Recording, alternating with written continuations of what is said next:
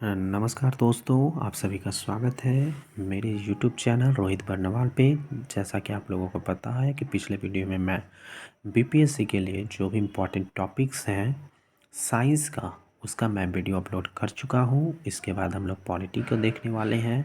सबसे पहले मैं आप लोगों को बता देना चाहता हूँ कि पॉलिटी मेरा ऑप्शनल पेपर है और साथ ही साथ मैं जो पॉलिटी के लिए यूज़ कर रहा हूँ बुक वो है लक्ष्मीकांत 11th एंड 12th की एनसीईआरटी बुक। तो हम लोग देखते हैं कि इस जो सब्जेक्ट है ये प्रीलिमिनरी पर्पस से कौन कौन से टॉपिक इम्पॉर्टेंट है। ये बीपीएससी के लिए नहीं बल्कि जितनी भी स्टेट पीसीएस का पेपर होता है उन सभी के लिए इम्पॉर्टेंट है। इवन यूपीएससी के लिए काफ़ी हद तक इम्पॉर्टेंट है ये सारी टॉपिक्स। जैसे पहला है मेकिंग ऑफ कॉन्स्टिट्यूशन, उसके बाद है salient features of constitution, third है प्रीएम्बल ऑफ कॉन्स्टिट्यूशन, फोर्थ है fundamental rights, DPSP fundamental duties.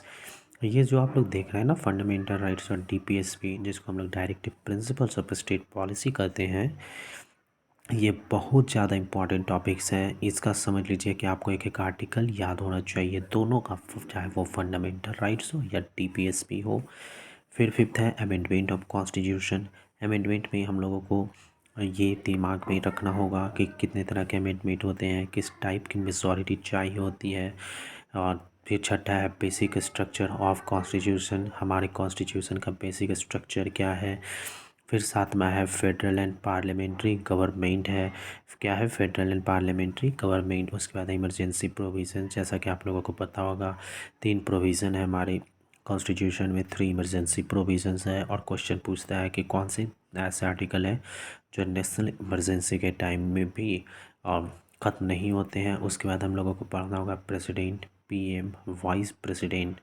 फिर है 10वां में सुप्रीम कोर्ट, हाई कोर्ट।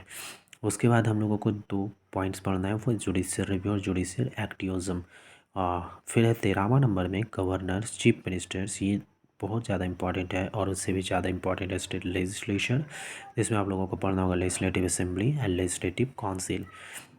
इसके बाद का जो टॉपिक है वो है हाई कोर्ट। उसके बाद का जो टॉपिक है स्पेशल प्रोविज़न फॉर स्टेट्स, मतलब कुछ स्टेट्स ऐसे हैं भारत में जिनको स्पेशल प्रोविज़न दिया गया है। और सबसे महत्वपूर्ण टॉपिक्स जो है वो है पंचायती राज प्लस म्यूनिसिपैलिटीज़। बीपीएससी का सबसे पसंदीदा topics Panchayati Raj and municipalities कौन से शेड्यूल में आते हैं, कितने आर्टिकल्स में आए हैं, कौन से पार्ट्स में, ये सब चीज़ें आपको ध्यान रखना होगा। उसके बाद है इलेक्शन कमीशन, फिर है यूपीएससी एंड पीसीएस।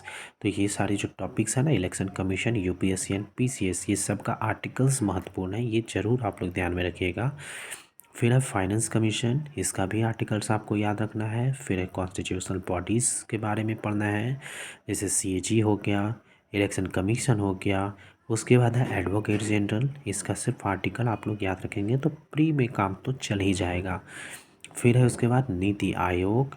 उसके बाद है एंटी डिफेक्शन लॉ, अब तक का सबसे ज़्यादा पूछे जाने वाला सवाल जो है एंटी डिफेक्शन लॉ है। और लास्ट है जो प्रेशर ग्रुप्स है। तो ये सारे जो टॉपिक्स आप लोग देख रहे हैं, इन टॉपिक्स को ना आप चाहे तो स्क्रीनशॉट ले सकते हैं और ये जो टॉपिक्स है आपको लक्ष्मीकांत में आराम से मिल जाएगा, इसके लिए टेंशन नहीं लेना है। इसके बाद हम लोग चलेंगे अपना दोस्तों हिस्ट्री पे, ठीक है। हम लोग चलने वाले हैं हिस्ट्री पे। तो पहले मैं बता दूं आप लोगों को दोस्तों कि हिस्ट्री को हम लोग 3 भाग में करके देखेंगे। हालांकि सबसे ज़्यादा इम्पोर्टेंस जो है वो मॉडर्न हिस्ट्री है, लेकिन फिर भी हम लोगों को रिस्क नहीं लेना है और हर पेपर को अच्छे से और इक्वल प्रायोरिटी देना है। तो जैसा कि आप लोग देख रहे हैं मेरे डायरी में लिखा हुआ है एंशिएंट हिस्ट्री, इसके लिए मैं आर एस शर्मा का बुक यूज़ करता हूँ। और इसके जो इम्पोर्टेंस टॉपिक है वो है क्रोनोलॉजी ऑफ इंडियन हिस्ट्री। कहता है कि उसके बाद इंडस वैली सिविलाइजेशन, इससे आपको हर साल क्वेश्चन दिखने को मिलेंगे, मैं गारंटी के साथ कहता हूँ। फिर ईयरली वैदिक पीरियड एंड लैडर वैदिक पीरियड, इससे भी एक आध क्वेश्चन आने की संभावना है। फिर जो है बुद्धिज़्म एंड जैनिज़्म, इससे तो आप मान ही लो कि एक क्वेश्चन तो जरूर आएगा। फिर है महाजनपद, इसमें हरियांग डायनेस्टी, शिशुनाग डायनेस्टी और नंद डायनेस्टी, ये सब जो है ये सारी इम्पॉर्टेंट डायनेस्टी है, इसके बारे में आपको पता होना ही चाहिए। और उससे भी ज़्यादा इम्पोर्टेंस है मौर्य पीरियड, मौर्य एम्पायर। फिर उसके बाद है फॉरेन इन्वेशन इन इंडिया, 9वां टॉपिक है कुषाण एम्पायर, 10वां है गुप्ता पीरियड और 11वां है संगम एज। तो देखिए ये जो सारे एंशिएंट हिस्ट्री के टॉपिक्स हैं इसको आप चाहे तो लूसेंट से कवर कर सकते हो और चाहे तो आर एस शर्मा से, ठीक है, क्योंकि मेंस में जो है वो सिलेबस है मॉडर्न हिस्ट्री, तो आप अगर लूसेंट से कवर करना चाहो तो भी ठीक है, और अगर आर एस शर्मा पढ़ते हो तो भी ठीक है। और अपने आप को चेक करने के लिए आप घटना चक्र का बुक यूज़ कर सकते हैं उसमें, क्योंकि ऑब्जेक्टिव वाइज क्वेश्चन दिया वो प्रीवियस ईयर का। चलिए दोस्तों अब हम लोग बात करते हैं मेडाइवल हिस्ट्री की, जिसके लिए मैं बुक यूज़ करता हूँ सतीश चंद्रा। मेडाइवल हिस्ट्री में ज़्यादा इम्पॉर्टेंट टॉपिक्स तो है नहीं, जैसा कि मुझे एनालाइज करके पता चला है। पहला टॉपिक है Chalukya dynasty and Pallava dynasty. दूसरा टॉपिक है पालास, प्रतिहारास एंड राष्ट्रकूट। ये जो टॉपिक है ये ज़्यादा इम्पोर्टेंस है, सेकेंड नंबर का टॉपिक। इसके बाद जो है द राजपूत स्टेट है, ठीक है, क्या है, द राजपूत स्टेट है। उसके बाद है विजयनगर एंड बहामनी किंगडम, फिर है दिल्ली सल्तनत, मुगल एम्पायर, भक्ति एंड सूफी मूवमेंट। तो ये जो टॉपिक दिख रहा है ना आपको, दिल्ली सल्तनत और मुगल एम्पायर, ये मॉडर्न हिस्ट्री का सबसे मिडाइवल हिस्ट्री का पीपीएससी के लिए, अदर पीसीएस के लिए बहुत ज़्यादा इम्पॉर्टेंट टॉपिक है। इवन आपको यूपीएससी में भी आईएएस तो सिविल सर्विसेज एग्ज़ाम होता है उसमें भी इससे क्वेश्चन देखने को मिल ही जाएंगे। चलिए दोस्तों अब हम लोग बात करते हैं मॉडर्न हिस्ट्री की। तो मॉडर्न हिस्ट्री के लिए मैं जो बुक यूज़ करता हूँ वो स्पेक्ट्रम यूज़ करता हूँ, प्लस अपने आप को एनालाइज करने के लिए घटना चक्र की बुक यूज़ करता हूँ। मॉडर्न हिस्ट्री आप सभी को पता होगा, from pre points of view and mains point of view modern history is most important.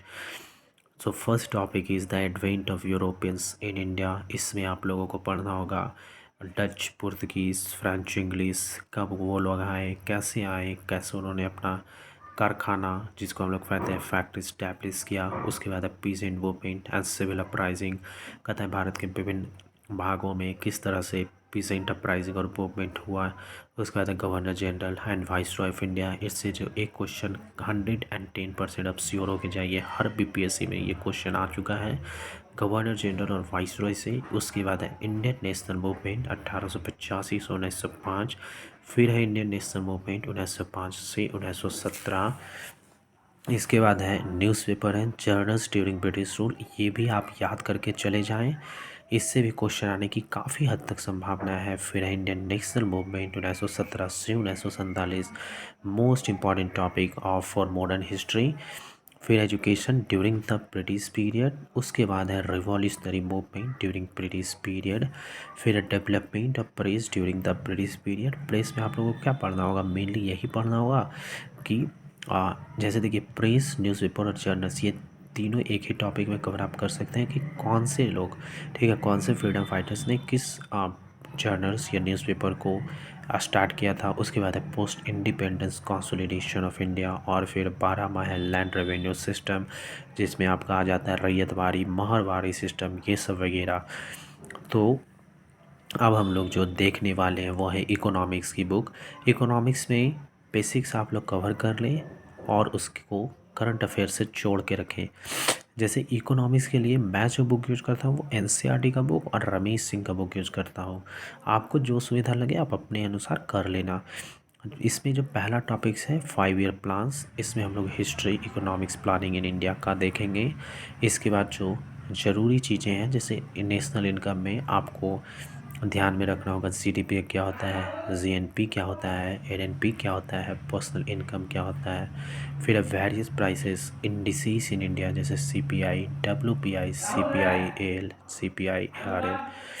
Fourth है आरबीआई एंड मॉनेटरी पॉलिसी, ये भी बहुत ज़्यादा इंपॉर्टेंट टॉपिक है। इसमें आपके कुछ बेसिक टर्म्स होते हैं उनको याद रखिएगा, जैसे repo rate, reverse repo rate, SLR होता है, ये सब वगैरह और बहुत सारे टॉपिक्स हैं इसमें। फिर डिफरेंट टाइप्स ऑफ अनएम्प्लॉयमेंट के बारे में भी याद रखना है। उसके बाद है इन्फ्लेशन, इससे क्वेश्चन आपको लगभग हर एग्ज़ाम में देखने को मिलेंगे। फिर है पॉवर्टी इन इंडिया। उसके बाद है history of banking in India. 9वां है money market, banking system in India. 10वां है कैपिटल मार्केट। फिर है 11वां balance of payment, current account deficit. फिर है इंट्रोडक्शन ऑफ यूनियन बजट। उसके बाद जो है micro economics notes, economics theory, फिर world trade organization, structure, objective, agreement and subsidies. World trade organization में आपके हो गए WHO हो गए। उसके बाद है NITI Aayog and the important reports. कहते हैं नीति आयोग को जितने भी रिपोर्ट्स होंगे करंट के, ठीक है, वो सारे अपडेट होने चाहिए आपके। उसके बाद है 16वां में role of International Labour Organization in social security. और जो लास्ट है वो सभी गवर्नमेंटल स्कीम होने चाहिए। ये आपके हो गए